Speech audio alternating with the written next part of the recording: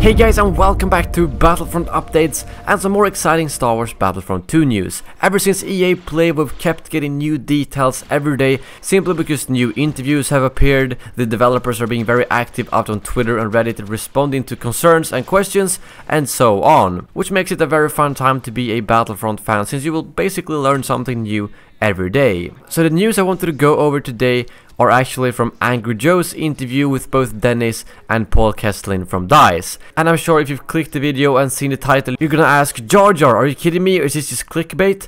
Well, he actually asked Paul Kesslin, what about Jar Jar, could he possibly be in the game? And he kind of asked it jokingly, although I think he actually wanted to see him in the game. And Paul said that he brought that up to Lucasfilm, and they didn't just go, no, that's impossible, but they actually said that they could look into it, which he was really surprised about, and I have to say that I was really surprised to hear that as well, because I thought Lucasfilm would just be like, nope, we don't want to have anything to do with Jar Jar at all. I gotta be honest with you, I had a meeting with Lucasfilm, they told me that, like, maybe we can look into this thing, and I lost my mind.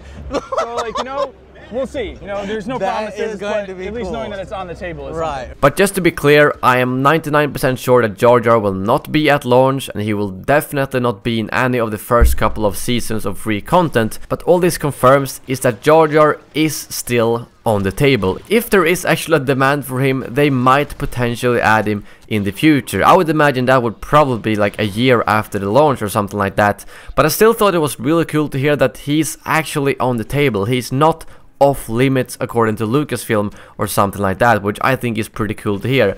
I think it would be pretty funny to have him in the game. Sure, he was a really crappy character in the movies, but in a game that's supposed to be fun, I could see him just jumping around doing silly stuff, maybe sometimes getting lucky and throwing up some really epic kills, whereas the rest of the time it's just gonna be useless and die. Please let me know what you guys think. I know some people absolutely hate Jar Jar, even if he would just be in the game as a joke, whereas some people think it might actually be funny. So I thought this statement was quite interesting. And moving on, Dennis was asked about the diorama, which you might know that Angry Joe made quite a lot of fun about for the last game.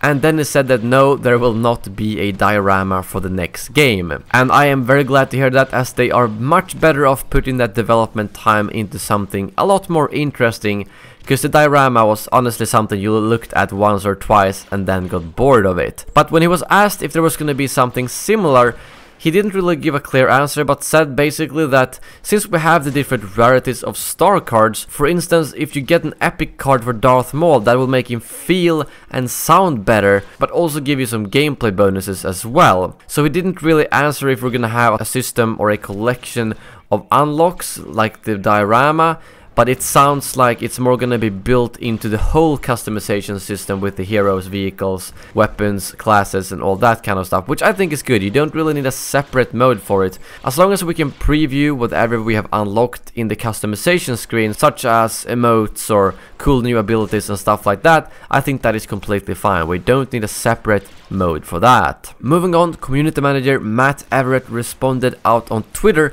regarding hero modes. There was a discussion regarding Hero Blast, and he said we will offer a unique hero mode. Not really something breaking news. I still wanted to bring it up as a lot of people tweeted it to me and I saw it on Reddit as well. I'd imagine that it's still gonna be something like heroes versus villains.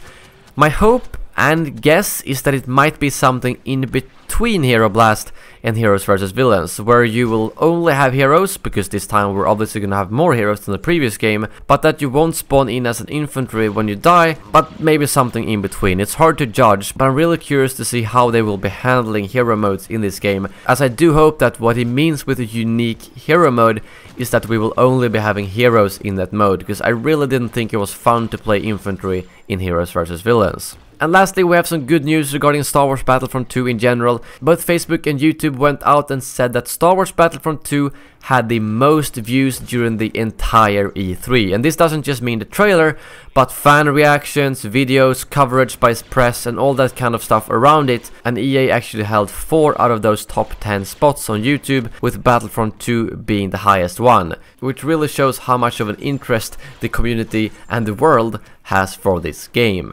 But that is all the news for now. Thank you guys very much for watching, and as always, may the Force be with you.